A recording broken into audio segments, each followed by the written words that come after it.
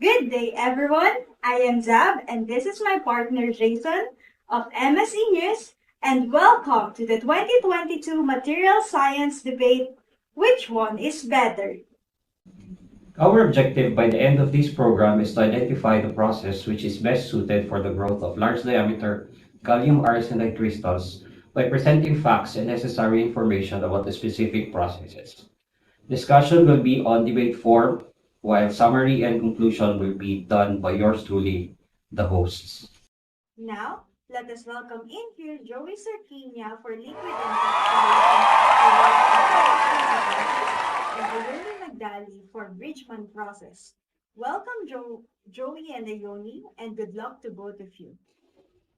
To achieve our objective, this debate will cover four major topics of discussion, and these are the definition of the processes, the properties of crystal growth, manufacturing cost analysis, and the disadvantages of each process. At the beginning of each topic, each candidate will have maximum of 3 minutes to answer the question, uninterrupted. The debate commission will have the chance for the rebuttal and questions if there is any, and the candidates will be given the time to answer the question. Let's begin. With the production of more electronic goods and automobiles, we are having an increased demand but low supply of electronic basic materials such as silicon wafers, and there is a high need for a substitute material. One strong candidate in this is gallium arsenide to at least supplement silicon shortage on electronics industry application due to its suitability for high frequency and temperature. Gallium arsenide is a group 3,5 compound which crystallizes in cubic blende structure. In this structure, atoms are tetragonally coordinated, resulting in electric fields if the crystal is strained. It is a direct semiconductor which is essential for an effective electrical to optical energy conversion and can easily be doped to get p and n-type conductivity. Electron mobility, single junction band gap, higher efficiency, heat and moisture resistance, and superior flexibility are the five distinct advantages of gallium arsenide, which are improving the acceptance of GaAs wafers in the semiconductor industry. For the growth of large diameter gallium arsenide, two popular methods are used for the production of the wafers with high uniformity and electrical properties and excellent surface quality.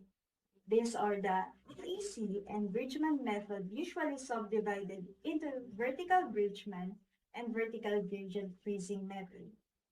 With that, can you give an overall overview of the process and describe the processing on how large diameter gallium arsenide are grown?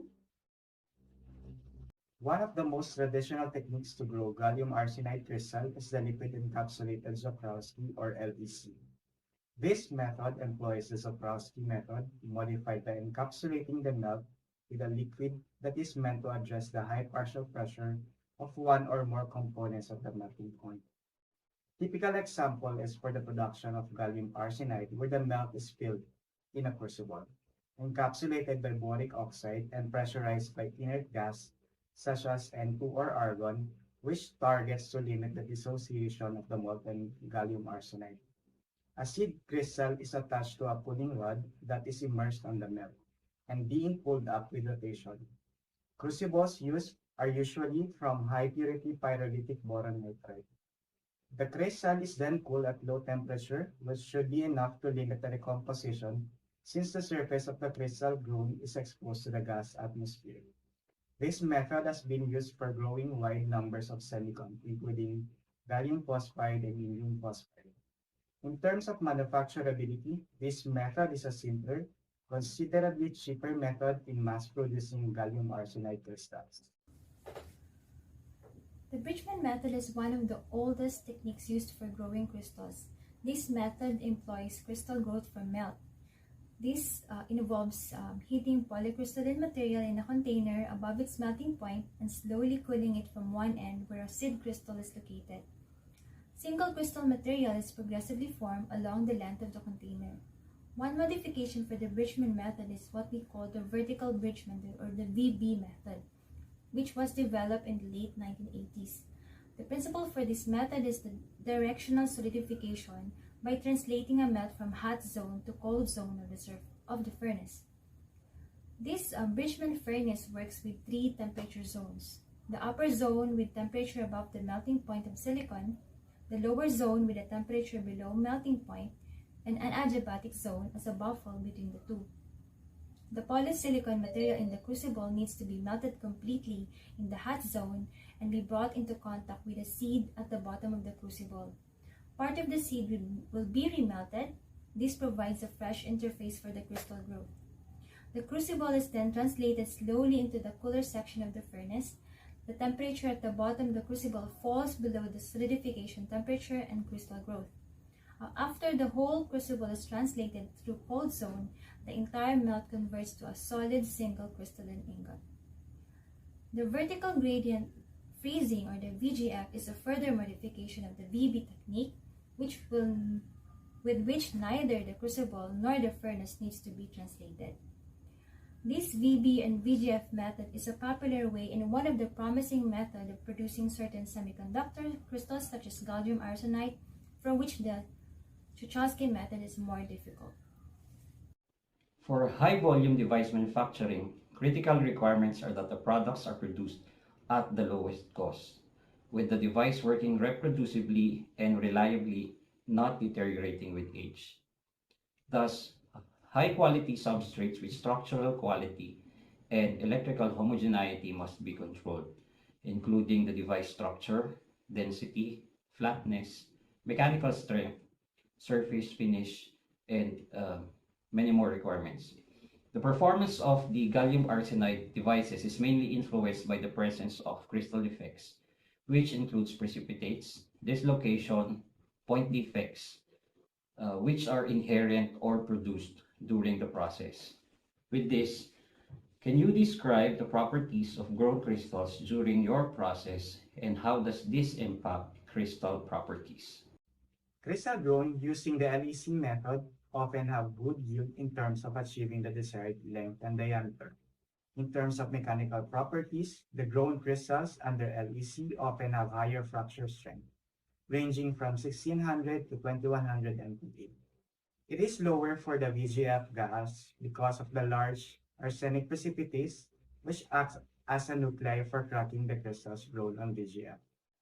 In terms of electrical properties, this method also produces products with higher mesoscopic homogeneity. Polyakov et al. Reviewed that the microscopic uniformity is better for the field effect transistor manufactured via LEC. In terms of growth rate, crystals are grown faster with LEC. The growth rate we're talking about is 7 to 10 millimeter per hour. That's 250 times faster than the Bridgman's methods. In terms of mechanical, there's an observed higher dislocation density due to the higher thermal stress level for this process. However, this also results to higher mechanical properties for those crystals grown with LECs, as mentioned earlier, for the higher fracture strength.